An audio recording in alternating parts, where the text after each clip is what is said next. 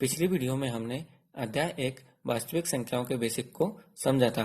अब हम उसी के आगे प्रेमिका से इस वीडियो की शुरुआत करते हैं। तो इसमें हम सबसे पहले प्रेमिका, जिसे हम इंग्लिश में लेम्मा कहते हैं, को समझते हैं कि यह एक सिद्ध किया हुआ कथन होता है और इसे एक अन्य कथन को सिद्ध करने में प्रयोग करते हैं। तो क्या है ये हमारा लेम्मा की यह एक सिद्ध किया हुआ कथन होता है और इसे एक अन्य कथन को सिद्ध करने में प्रयोग करते हैं।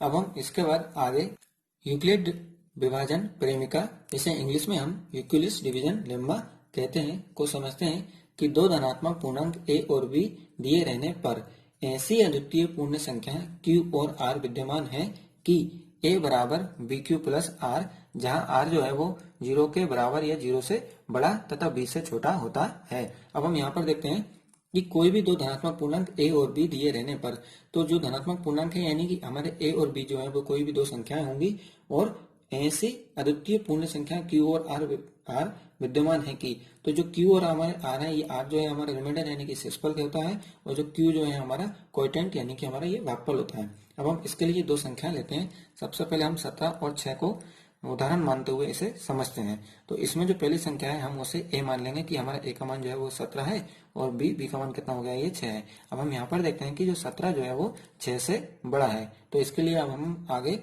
भाग करते हुए इसे समझते हैं कि हम क्या करेंगे कि 6 का भाग 17 में देंगे। तो ये हम क्या कर रहे हैं, 6 का भाग 17 में दे रहे हैं। तो ये हो गया 6 दूनी 12। कितनी बार गया, ये 2 बार। तो जब हम इसे घटाएंगे तो यहाँ पर शेष कितना बच गया, ये 5 बच गया। तो ये जो है हमारा भागफल क्वाड्रेंट, इसे हम q लिखेंगे और जो हमारा शेषफल है रिमाइंडर, इसे हम r लिखेंगे। तो अब हम इसे इस तरह से जमाएंगे कि a का मान कितना हो गया, ये हमारा 17 बराबर के बराबर, b का मान कितना हो गया, ये 6, फिर q का मान कितना हो गया हमारा, ये 2, तो ये हो गया 2 हमारा गुणा में, तो ये हो गया हमारा 6 गुणा 2 प्लस के प्लस r का मान कितना हो जाएगा हमारे पास, ये 5, और ये इस तरह से हमारा मान जम गया है। अब हम इसी का एक और उदाहरण लेते हैं कि 20 और 4। तो यहाँ पर जो a है, a का मान हो जाएगा हमारा 20 और b का मान कितना हो जाएगा 4। और यहाँ पर हम देखते हैं कि 20 जो है वो 4 से बड़ा है, इसलिए हम 4 का भाग किस में देंगे, 20 में देंगे। तो हम क्या कर रहे हैं कि 4 का भाग 20 में दे रहे हैं। तो ये हमारा कितनी बार चला जाएगा, 5 बार चला जाएगा कि 4 पंजे 20, और जब हम इसे घटाएंगे तो शेष हमारा आप कितना बचेगा, 0 बचेगा। तो ये जो 5 है ये हमारा q कहलाएगा और जो हमारा 0 है ये हमारा r कहलाएगा। तो इसे भी हम जमाते हैं कि a बराबर bq प्लस r के रूप में। तो a का मान कितना हो गया, ये 20 बराबर के बराबर, फिर b का मान कितना हो जाएगा 4, q का मान कितना निकला, ये हमारा 5, और r का मान कितना हो गया, ये 0 हमें प्राप्त हुआ है। अब हम इसके बाद आगे एल्गोरिथम को समझते हैं कि एल्गोरिथम क्या होता है। तो सुपरिभाषित चरणों की एक श्रृंखला होती है। तो एल्गोरिथम क्या होता है कि सुपरिभाषित चरणों की एक श्रृंखला होती है जो एक विशेष प्रकार की समस्या को हल करने की एक प्रक्रिया या विधि प्रदान करती है, जो एक विशेष प्रकार की समस्या को हल करने की एक प्रक्रिया या विधि प्रदान करती है।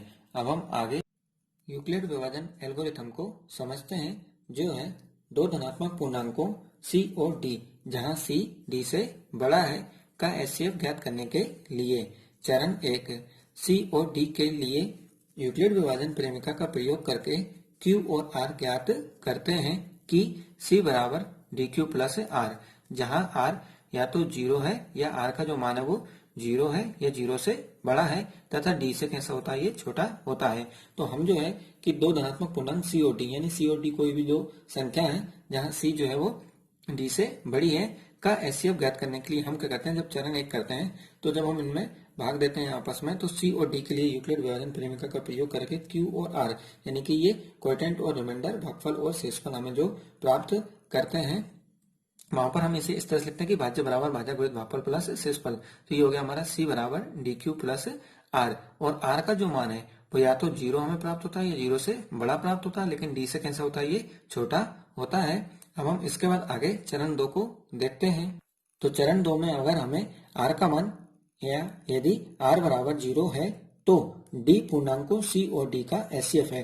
तो यदि हमें r का मान 0 प्राप्त हो जाता है तो हमारे पास जो d है, ये जो भाजक है, वही हमारा जो है आंसर कहलाता है, यानी कि HCF कहलाता है। और यदि r बराबर 0 नहीं है तो d और r के लिए यूक्लिड विभाजन प्रेमिका का प्रयोग करेंगे। और फिर इसके बाद आगे चरण 3, इस प्रक्रिया को तब तक जारी रखेंगे जब तक शेषफल शून्य प्राप्त ना हो जाए। तो जब तक हमें शेषफल नहीं होता तब तक ये हम इस तरह से चरण 3, चरण 4, चरण 5 करके आगे बढ़ते रहते हैं। और जब हमें शेषफल शून्य प्राप्त हो जाता है तो इसी स्थिति में प्राप्त भाजक ही वांछित HCF है। तो जब हमें शून्य प्राप्त हो जाता है तो हमारा जो भाजक होता है वही हमारा HCF कहलाता है। आइए अब हम इसे एक अन्य उदाहरण के रूप में समझते हैं। अब हम इसमें जो संख्या ले रहे हैं वह ले रहे हैं 455 और 42 कि हमने कौन कौन सी दो संख्या ले ली है, एक ले ली है 455 और दूसरी ले ली है 42 से। अब हम यहाँ पर चेक करते हैं कि 455 जो है वो बड़ी है किससे, 42 से। तो हम क्या करेंगे, 42 का भाग 455 में देंगे। तो यहाँ पर हमने लिख दिया ये 42 और यहाँ पर हमने ये लिख दिया है 455। तो भाज्य हो गया हमारा ये 455 और भाजक हो गया है हमारे यहाँ पर 42 है। अब हम 42 का भाग जब 455 में देते हैं तो सीधा मैं इसका भाग 10 बार देता हूँ, तो ये हो जाएगा 420 से। तो जब मैं इसे घटाऊंगा तो शेष यहाँ पर बचेगा मेरे पास 35, ये 5 के 5, ये 5 में से 2 गए तो ये 3, 35 शेष बचा है। तो अब हम इसे यूक्लिड विभाजन प्रेमिका के अनुसार जमाते हैं कि 455 बराबर, अब हमने कितने का भाग दिया, ये 42 का, तो ये हो गया 42 गुणा कितनी बार हो गया है ये 10 प्लस शेषफल कितना बचा है ये हमारे पास 35 है। अब हम यहाँ से जो दो संख्या लेंगे वो लेंगे, एक तो ये 42 और एक लेंगे ये 35।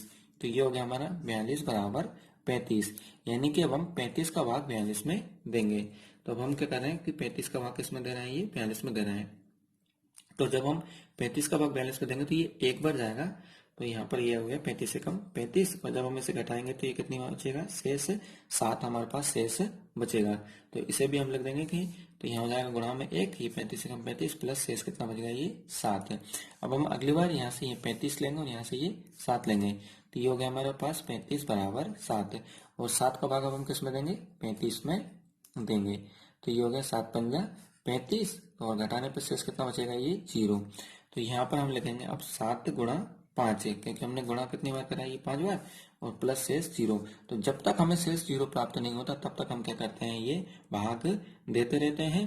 तो जैसे ये चरण 1 हो गया, ये चरण 2 हो गया और ये चरण 3 हो गया, जब तक हमारे पास शेष से 0 नहीं होता तब तक हम क्या करते हैं, भाग देते रहते हैं।